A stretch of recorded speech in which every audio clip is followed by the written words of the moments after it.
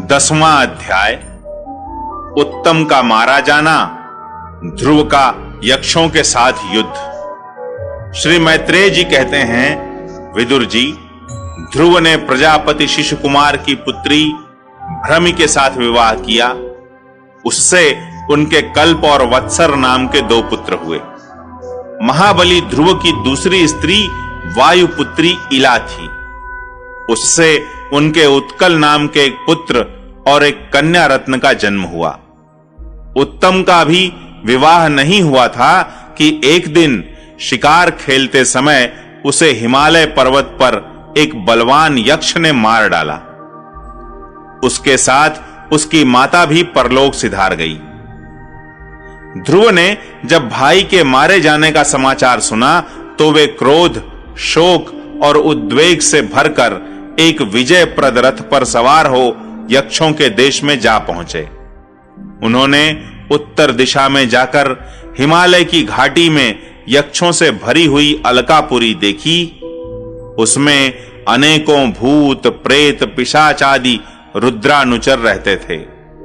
विदुर जी, वहां पहुंचकर महाबाहु ध्रुव ने अपना शंख बजाया तथा संपूर्ण आकाश और दिशाओं को गुंजा दिया। उस शंख ध्वनि से यक्ष पत्नियां बहुत ही डर गईं। उनकी आंखें भय से कातर हो उठी। वीरवर विदुर जी, महाबलवान यक्ष वीरों को वह शंखनाद सहन न हुआ, इसलिए वे तरह तरह के अस्त्र शस्त्र लेकर नगर के बाहर निकल आए और ध्रुव पर टूट पड़े। महारथी ध्रुव प्रचंड धनुर्धर थे। उन्होंने एक ही साथ उनमें से प्रत्येक को 3-3 बाण मारे। उन सभी ने जब अपने अपने मस्तकों में 3-3 बाण लगे देखे, तब उन्हें यह विश्वास हो गया कि हमारी हार अवश्य होगी। वे ध्रुव जी के इस अद्भुत पराक्रम की प्रशंसा करने लगे। फिर जैसे सर्प किसी के पैरों का आघात नहीं सहते, उसी प्रकार ध्रुव के इस पराक्रम को न सहकर उन्होंने भी उनके बाणों के जवाब में एक ही साथ उनसे दूने 6-6 बाण छोड़े। यक्षों की संख्या 13 अयुत अर्थात 1,30,000 थी। उन्होंने ध्रुव जी का बदला लेने के लिए अत्यंत कुपित होकर रथ और सारथी के सहित उन पर परिघ, खड्ग, प्रास, त्रिशूल, फरसा, शक्ति, रिष्टि, भुषुंडी तथा चित्र विचित्र पंखदार बाणों की वर्षा की। इस भीषण शस्त्र वर्षा से ध्रुव जी बिल्कुल ढक गए।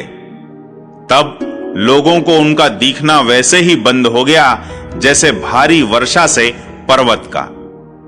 उस समय जो सिद्धगण आकाश में स्थित होकर यह दृश्य देख रहे थे, वे सब हाय हाय करके कहने लगे, आज यक्ष सेना रूप समुद्र में डूबकर यह मानव सूर्य अस्त हो गया। यक्ष लोग अपनी विजय की घोषणा करते हुए युद्ध क्षेत्र में सिंह की तरह गरजने लगे। इसी बीच में ध्रुव जी का रथ एकाएक वैसे ही प्रकट हो गया जैसे कोहरे में से सूर्य भगवान निकल आते हैं। ध्रुव जी ने अपने दिव्य धनुष की टंकार करके शत्रुओं के दिल दहला दिए और फिर प्रचंड बाणों की वर्षा करके उनके अस्त्र शस्त्रों को इस प्रकार छिन्न भिन्न कर दिया जैसे आंधी बादलों को तितर बितर कर देती है। उनके धनुष से छूटे हुए तीखे तीर यक्ष राक्षसों के कवचों को भेद कर इस प्रकार उनके शरीरों में घुस गए जैसे इंद्र के छोड़े हुए वज्र पर्वतों में प्रवेश कर गए थे। विदुर जी, महाराज ध्रुव के बाणों से कटे हुए यक्षों के सुंदर कुंडल मंडित मस्तकों से, सुनहरी ताल वृक्ष के समान जांघों से, वलय विभूषित बाहुओं से, हार, भुजबंध, मुकुट और बहुमूल्य पगड़ियों से पटी हुई वह वीरों के मन को लुभाने वाली समरभूमि बड़ी शोभा पा रही थी। जो यक्ष किसी प्रकार जीवित बचे, वे क्षत्रिय प्रवर ध्रुव जी के बाणों से प्रायः अंग अंग छिन्न भिन्न हो जाने के कारण युद्ध क्रीड़ा में सिंह से परास्त हुए गजराज के समान मैदान छोड़कर भाग गए। नरश्रेष्ठ ध्रुव जी ने देखा कि उस विस्तृत रणभूमि में अब एक भी शत्रु अस्त्र शस्त्र लिए उनके सामने नहीं है, तो उनकी इच्छा अलकापुरी देखने की हुई, किंतु वे पुरी के भीतर नहीं गए। ये मायावी क्या करना चाहते हैं, इस बात का मनुष्य को पता नहीं लग सकता। सारथी से इस प्रकार कहकर वे उस विचित्र रथ में बैठे रहे तथा शत्रु के नवीन आक्रमण की आशंका से सावधान हो गए। इतने में ही उन्हें समुद्र की गर्जना के समान आंधी का भीषण शब्द सुनाई दिया तथा दिशाओं में उठती हुई धूल भी दिखाई दी। एक क्षण में ही सारा आकाश मेघमाला से घिर गया। सब ओर भयंकर गड़गड़ाहट के साथ बिजली चमकने लगी। निष्पाप विदुर जी उन बादलों से खून, कफ, पीप, विष्ठा, मूत्र एवं चर्बी की वर्षा होने लगी और ध्रुव जी के आगे आकाश से बहुत से धड़ गिरने लगे। फिर आकाश में एक पर्वत दिखाई दिया और सभी दिशाओं में पत्थरों की वर्षा के साथ गदा, परिघ, तलवार और मूसल गिरने लगे। उन्होंने देखा कि बहुत से सर्प वज्र की तरह फुफकार मारते रोषपूर्ण नेत्रों से आग की चिंगारियां उगलते आ रहे हैं।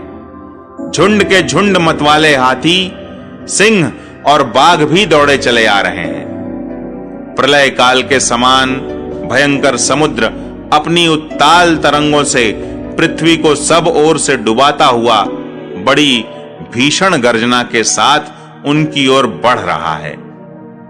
क्रूर स्वभाव असुरों ने अपनी आसुरी माया से ऐसे ही बहुत से कौतुक दिखलाए जिनसे कायरों के मन कांप सकते थे।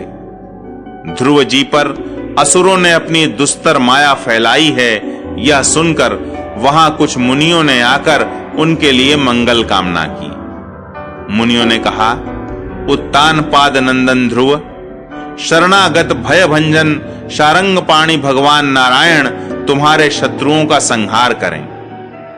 भगवान का तो नाम ही ऐसा है जिसके सुनने और कीर्तन करने मात्र से मनुष्य दुस्तर मृत्यु के मुख से अनायास ही बच जाता है।